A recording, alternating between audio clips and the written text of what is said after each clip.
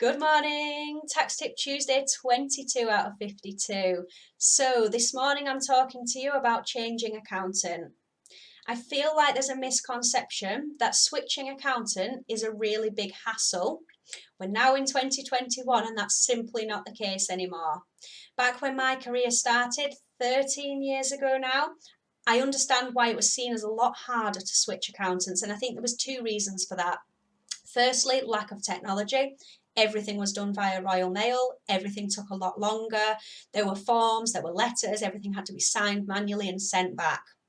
That's not the case these days. Obviously, we have all the technology in place to make switching accountants as quick, as easy, as seamless process as possible for us and for you. I think the second reason was because a lot of businesses and individuals went with the accountant that was nearest to them, the accountant that was on the high street, or they'd ask for the recommendation of one or two other business owners and just go with theirs. Or maybe they'd look in the yellow pages because not everybody was using Google back then. Whereas these days you have access to thousands and thousands of different accountants, and there will be one out there that's perfect for you and perfect for your business. Now, I've listed in the text of this post several of the steps that need to be taken by us and by you if you do decide to switch accountants. And I hope if you read that text, I've made it clear to you that there really isn't that much that you need to do. It certainly isn't a hassle to switch. Now, there are obviously steps that you do need to take. For example, we'll need you to contact your current accountant first to tell them that you're no longer requiring their services. We'll need you to come to a fact-finding meeting or do so over the phone or over Zoom. We'll have to discuss the fee quotation, and from there we'll have to send you a letter of engagement. We're going to have to ask for your photographic ID and a copy of your proof of address.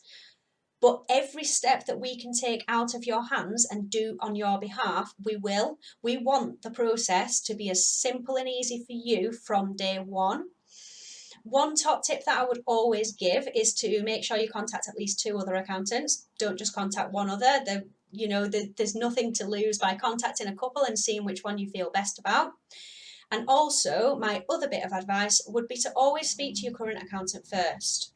I think sometimes that relationship can break down simply due to lack of communication.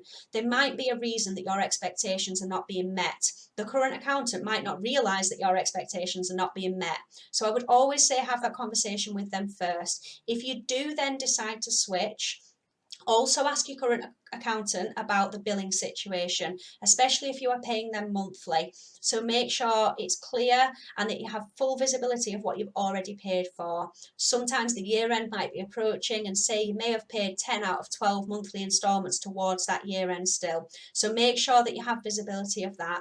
Take it from there, contact a couple of new accountants. You will find one that's right for you and right for your business. Have a lovely day, everyone.